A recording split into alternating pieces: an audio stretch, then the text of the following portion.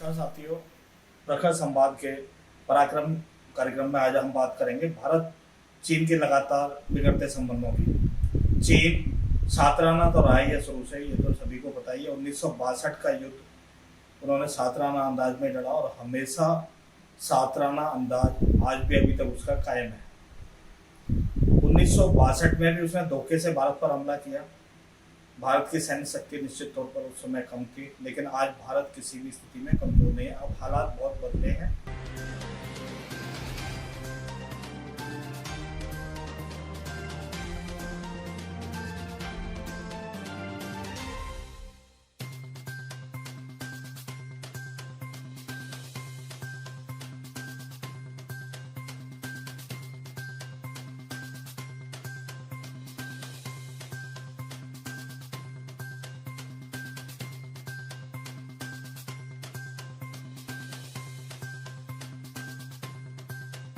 लेकिन चाइना भी बहुत कुछ आगे बढ़ गया है। जहां तक हम सैन्य शक्ति की बात करें तो 3 गुना सैन्य शक्ति उसकी भारत से अधिक है, उसका बजट भी है। लेकिन भारत कहीं भी कमजोर नहीं है किसी भी लिहाज से देखा जाए।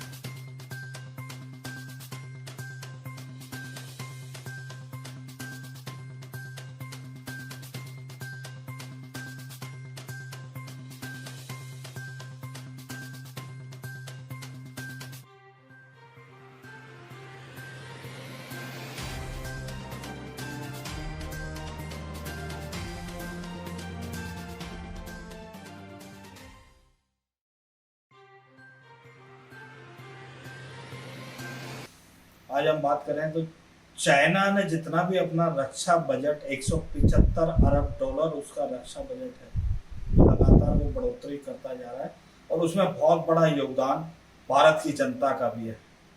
पिछले साल की मैं बात करूं तो 53 अरब डॉलर का मुनाफा उसने भारत में सिर्फ अपनी चीजें बेचकर ही कमाया है।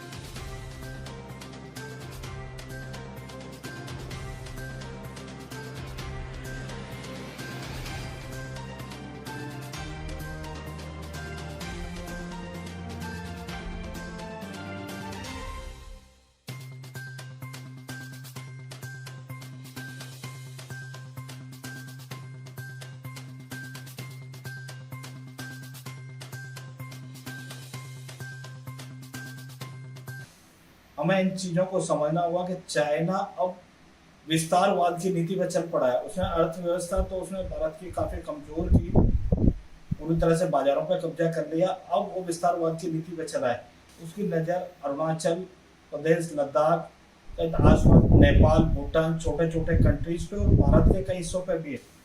तो ये हमें भारत के लोगों को समझना होगा। केवल सरकार कुछ कर पाएगी, अकेली सरकार कुछ कर पाएगी, ये संभव नहीं है। और ये समय विपक्ष को भी बहुत संजीदगी के साथ सोचना होगा कि वो सरकार के हर कदम के साथ खड़ा हो और ऐसी कोई बात ना करे जिससे देश के हितों पे आँच आए।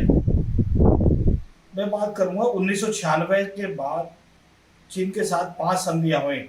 उसका मकसद था LAC पे शांति बनाए रखना, टकराव नहीं, बहुत सारी चीजें। लेकिन अब जिस तरह से चीन के सैनिकों ने तार बांधकर हमारे सैनिकों पर हमला किया, डंडों में तार बांधे, जिस तरह से किया, निश्चित तौर पर सरासर अंतर्राष्ट्रीय संधियां जो हुई थी उनका उल्लंघन किया और इसका माकूल जवाब देने का समय निश्चित तौर पर आएगा और उसे भारतीय जनता ही दे सकती है। जहां तक चीनी वस्तुओं के बहिष्कार की बात है तो उसके लिए भी अब स्टेप उठाना पड़ेगा। खुद लोगों को सोचना पड़ेगा कि हम धीरे धीरे अभी हम उस स्थिति में नहीं है कि हम सीमा पर लड़कर चीन को हरा सकें।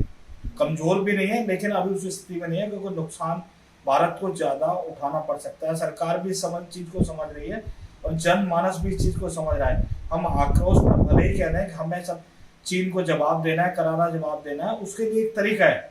लंबी रणनीति हमें बनानी होगी, अपने स्वदेशी उत्पादों को बढ़ावा देना होगा, चीन की वस्तुओं का हमें बाइकआउट धीरे धीरे करना होगा।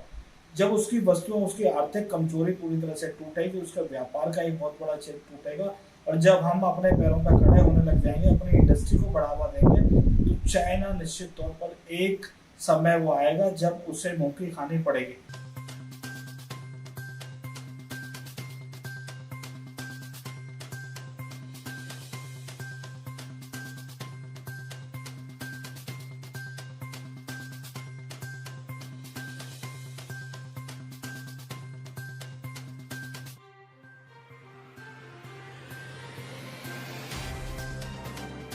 लेकिन इसके लिए लंबी रणनीति बनानी होगी।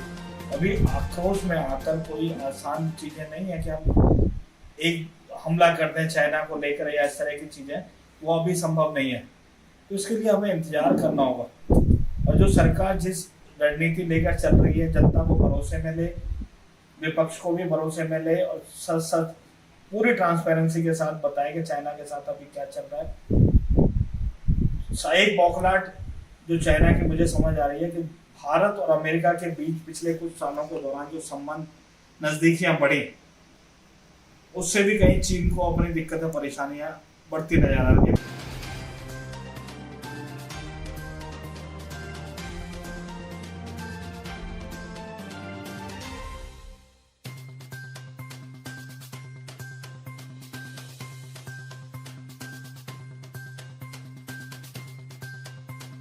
अमेरिका की नजर में चाइना पूरी तरह से खटका हुआ, चाहे कोरोना की बात हो या उससे पहले बात हो।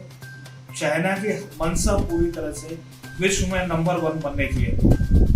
अति महत्वाकांक्षी चाइना की सरकार, चाइना के जो शासन करने वाले नेता हैं, उनकी इच्छा है कि चाइना दुनिया में सबसे नंबर 1 बने। इसी वजह से अमेरिका के साथ भी उनका टकराव हुआ है। अमेरिका और भारत के करीब नजदीकियां बढ़ जिस तरह से नजदीकियां बढ़ी, वो चाइना को बर्दाश्त नहीं हुई है। वो चाइना को जवाब या कोई इधर दे सकता है अपने आसपास के कंट्रीज के बीच में, तो वो एक भारत है। चाइना कोशिश करेगा किसी तरह से भारत के राज्यों को कब्जे में किया जाए, भारत को दबाया जाए पूरी तरीके से। उसी लिहाज से वो काम कर रहा है। अपनी विस्तारवाद की नीति, अर्थव्यवस्था तो उसने कब्जे में कर लिया दुनिया की, छोटी छोटी चीजें भी बनाकर सारी चीजें वो कब्जा कर लिया। अब क्षेत्रों पर कब्जा करने का उसका इरादा है। तो हमें सोचना होगा, हम छोटी छोटी चीजें, हम आदी हो गए चाइना की चीजों के। और जैसा अभी वित्त मंत्री सीतारमण ने कहा कि गणेश जी की मूर्ति मंगाने की क्या जरूरत है चाइना से। चाइना से हर चीज मंगाई जा रही है। या हमारे कुम्हार जो मिट्टी के मूर्तियां बनाते रहे सदियों से, उनके काम ठप हो गए, चाइना की मूर्तियों पर डिपेंड हो गए। इन चीजों को भी लोगों को सोचना होगा।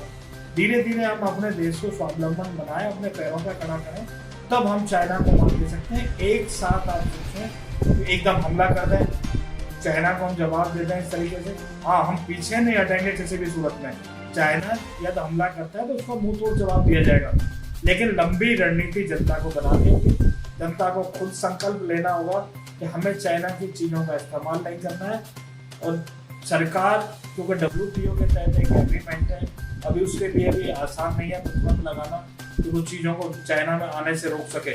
कुछ कंडीशन है जिससे हतोत्साहित किया जा सकता है, पूरी तरह से चेक किया जाए, और सरकार ने शुरू भी किया उस दिशा में। लेकिन सबसे बड़ा जरूरत इस टाइम पर जन भावना की है। लोगों को सोचना होगा कि लोग चाइना की वस्तुओं का इस्तेमाल ना करें। तो मेरा कहने का अभिप्राय यही है कि लोग समझें, जोश में नहीं, हमें होश के साथ